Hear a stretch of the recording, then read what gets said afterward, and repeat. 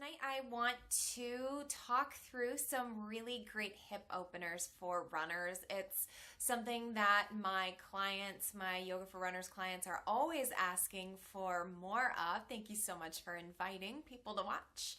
And so let's get into it. I'm going to show you some of my favorite easy hip openers for runners, ones that you can even stay seated to do.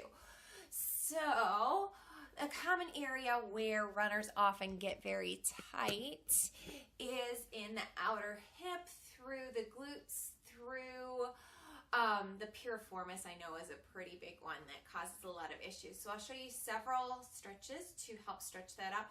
First one I will show you is a modified Lord of the Fishes pose. So to come into that one foot, you're going to bring your heel towards your seat. On the opposite leg, your foot's going to come to the outside of your knee. So this may be enough of a stretch, or even if your leg is further out, if you're still feeling a stretch through the hip, then stay there. If you'd like to intensify, you're going to turn your body into the bent leg. And then you can either grab a hold of the knee to pull it in for a stretch, or if you'd like to come into the full expression, you can hook your elbow, your opposite elbow over opposite knee, and use that to pull the knee in, and that will give you a nice stretch through the outer glute. So that is one wonderful stretch. And another one I will show you right here is a modification. You can start from the same place. You're going to keep one heel towards the seat. The other heel you're going to try and bring over to the other side, trying to stack your knees. And this is a modified cow face pose. In a normal cow face pose, there's some crazy arms that go with it, which can be a lot for people whose shoulders aren't very open, which can be a lot of runners. And so I recommend working with just the legs, especially for runners, because most of the time they're just trying to stretch their hips anyway. So if this is enough of a stretch, that's great. You can even keep your knees slightly unstacked if you need to. For the stretch, you can keep your feet a little bit further out as well as a modification. But you can either stay here if you'd like to intensify the stretch. You can walk yourself forward. You could bring your hands to a block, or you could even stack some pillows underneath your chest and just rest into the pose, making that a more restorative pose. So that's a very excellent hip opener. And then another one that's pretty intense that I'll show you is what's called double pigeon. So one foot you're going to bring, so your knee is at a 90-degree bend, and then you're going to stack your other leg on top so that your shins are parallel, trying to keep the top foot flexed. If you do, that helps strengthen the ankle. You don't want to let the ankle sickle and slide into the knee.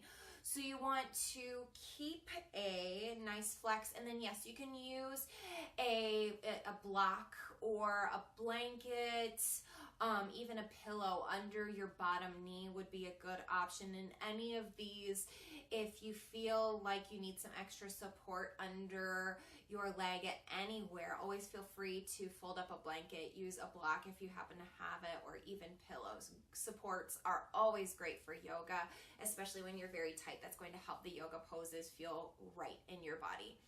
And so after that, you want to make sure that you open up the inside of your thighs too. So that would be even just as simple as coming into a Baddha Konasana or bound ankle pose, where your feet are together, knees are wide. Think about keeping the knife edges of your feet together. The insides of your feet can come apart a little bit. So think about sitting nice and tall. This may be enough of a stretch for you. Or you can pull yourself in, grabbing a hold of the insides of your calves, your ankles, and then you can pull yourself forward using your elbows to press your knees open a little bit more to deepen the stretch. And so that's a great way to open the legs the other way. And then you always have the option to stretch out, for example, the backs of your legs to kind of help open the hips front to back with something like a hurdler's pose would be a good one. You can hold that for a few breaths on one side, then holding it for an equal number of breaths on the other side to lengthen out the backs of the legs and the hips. Or even something like a forward fold over both legs is also a very good option. Make sure you're pulling your chest through, trying to keep your back as flat as you can. And then I would end with something to open up the front side of the legs, something like a runner's lunge. I'm going to do the other side because my toe is still injured.